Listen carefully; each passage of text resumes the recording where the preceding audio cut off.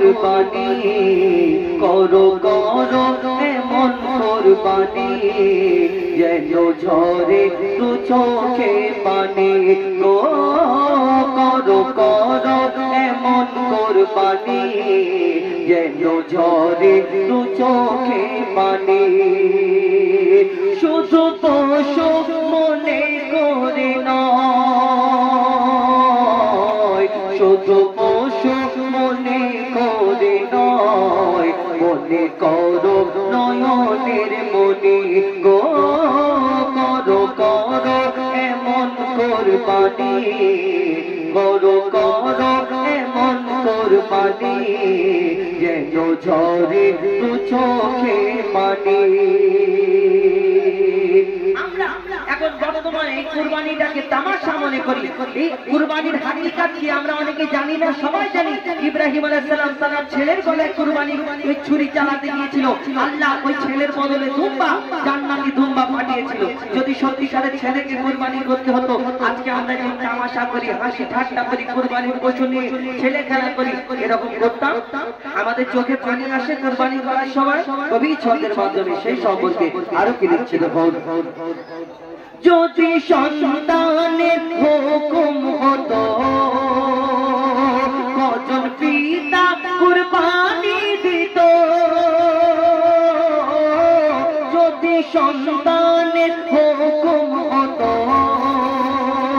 কজন পিতা কুরবানি দিত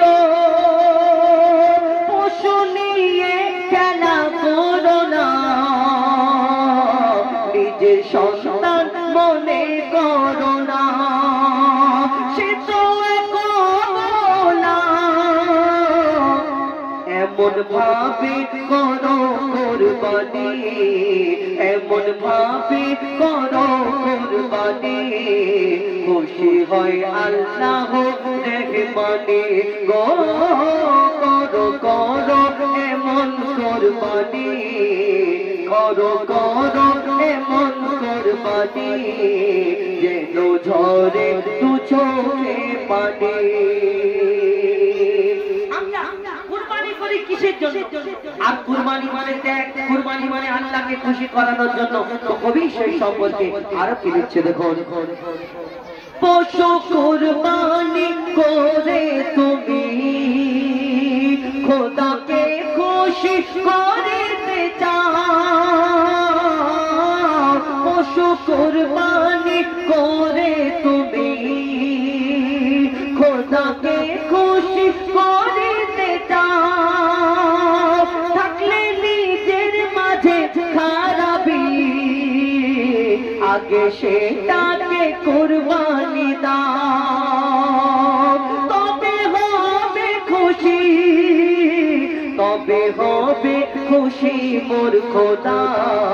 মোদের শয়তানকে দাও কুরবানি গো করো করো এমন কুরবানি খুশি হয় আল্লাহ রহমানে কবির মনের পারিয়া যিনি লিখছে দেখো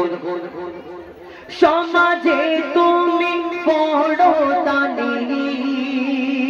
লক্ষ টাকা দিলে কুরবানি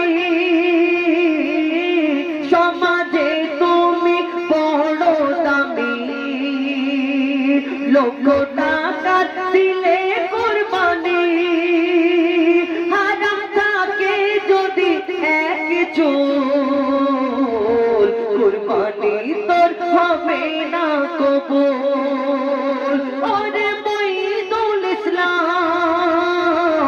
পাওনাদারের টাকা দিলি পাওনাদারের টাকা দিলি পশু কিনে দেখাস ফোটানি গো করো করো এমন কুরবানি করো করো এমন কুরবানি যেন ঝরে দু চোখে পানি গো করো করো এমন কুরবানি যেন ঝরে দু চোখে পানি যেন ঝরে দু চোখে পানি যেন ঝরে দু চোখে পানি